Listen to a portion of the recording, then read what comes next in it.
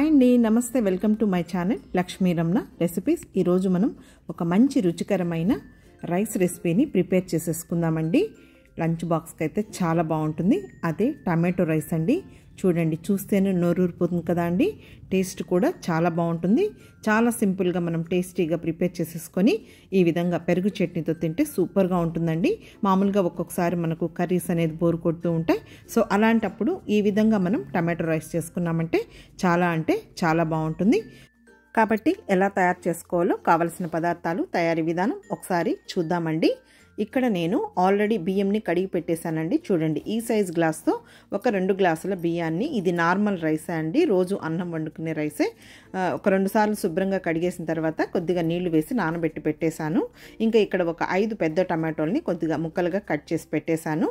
ముందుగా స్టవ్ వెలిగించుకొని కుక్కర్ పెట్టుకొని ఒక 2 టేబుల్ స్పూన్ల నూనె, 1 టేబుల్ స్పూన్ నెయ్యి వేసేసుకొని వేడెక్కిన తర్వాత ఒక స్టారు, అలాగే ఒక 2 ఇలాచీలు, 2 లవంగాలు, కొద్దిగా దాల్చిన చెక్క, 2 బిర్యానీ ఆకులు వేసేసుకొని వీటిని ఫ్రై చేసేసుకోవాలి.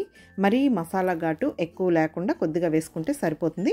ఇప్పుడు అవి వేగిన తర్వాత ఒక 2 పెద్ద ఉల్లిపాయల్ని సన్నగా పొడవుగా కట్ చేసి వేసుకొని, ఒక 4 పచ్చిమిరపకాయలు కూడా సన్నగా పొడవుగా కట్ చేసి వేసుకొని 2 నిమిషాలు మీడియం ఫ్లేమ్కి హై ఫ్లేమ్కి అడ్జస్ట్ చేసుకుంటూ ఈ ఉల్లిపాయ ముక్కల్ని ఫ్రై చేసేసుకోవాలి. ఇప్పుడు ఈ ఉల్లిపాయ ముక్కలు వేగిన తర్వాత 1 టేబుల్ స్పూన్ అల్లం వెల్లుల్లి పేస్ట్ వేసుకొని అది కూడా 2 నిమిషాలు పచ్చివాసన పోయే వరకు ఫ్రై చేసేసుకోవాలి. ఇప్పుడు ఇదంతా వేగిన తర్వాత ముందుగా మనం కట్ చేసి పెట్టుకున్నాం కదా టమాటో ముక్కల్ని, అవి కూడా వేసేసుకోవాలి. టమాటో ముక్కలే మరీ చిన్నగా కట్ చేయకుండా చూడండి, ఈ విధంగా కట్ చేసుకుంటే సరిపోతుంది. టమాటో రైస్లో మనకు అక్కడక్కడ కనిపిస్తే బాగుంటుంది. మీడియం ఫ్లేమ్కి హై ఫ్లేమ్కి అడ్జస్ట్ చేసుకొని 1 నిమిషం ఫ్రై చేసుకున్న తర్వాత కొద్దిగా పచ్చి కరివేపాకు కూడా వేసుకున్నామంటే మనకు మంచి వాసనతో టమాటో రైస్ అనేది బాగుంటుంది. చూడండి, ఇప్పుడు ఇదంతా కూడా మగ్గిపోయింది. ఇందులో ఒక గుప్పెడు పుదీనా ఆకుల్ని వేసేసుకొని, అలాగే ఒక గుప్పెడు కొత్తిమీర ఆకులను కూడా వేసేసుకొని, ఒక 1/2 టీ స్పూన్ పసుపు పొడి, 1/2 టీ స్పూన్ కారం పొడి, 1/2 టీ స్పూన్ ధనియాల పొడి, 1/2 teaspoon garam masala powder వేసేసుకోవాలి. మరి మసాలా ఘాటేం ఎక్కువ లేకుండా మనం కొద్దిగా వేసుకొని చేసుకుంటే టేస్ట్ అనేది బాగుంటుంది. ఇప్పుడు ఇవన్నీ వేసిన తర్వాత 1 నిమిషం ఫ్రై చేసుకోవాలి. చూడండి, ఇప్పుడు ఇదంతా కూడా మగ్గింది. ఇప్పుడు ఇందులో రుచికి సరిపడా రాళ్ళుప్పు వేసుకొని 3 గ్లాసుల నీళ్లు వేసుకోవాలి. ఇక్కడ నేను 2 గ్లాసుల బియ్యం తీసుకున్నాను కదా అండి.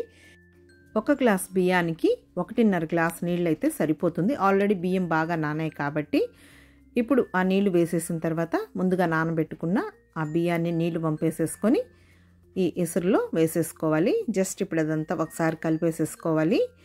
మీరు కావాలంటే గిన్నెలో కూడా చేసుకోవచ్చండి, కానీ మార్నింగ్ మనం హడావిడిగా ఉంటాం కాబట్టి కుక్కర్లో అయితే త్వరగా అయిపోతుంది. ఇప్పుడు కుక్కర్కి మూత పెట్టేసేసుకొని హై ఫ్లేమ్లో ఒక 2 విజిల్స్ వస్తే సరిపోతుందండి.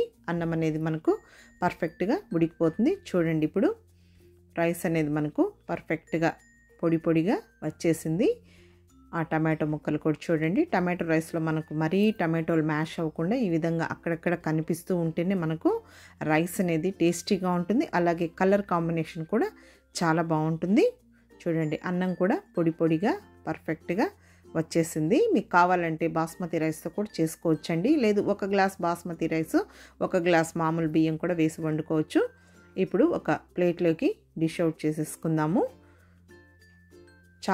చాలా బాగుంటుందండి. ఒక్కొక్కసారి మనకు ఏం కర్రీస్ చేయాలో తోచదండి.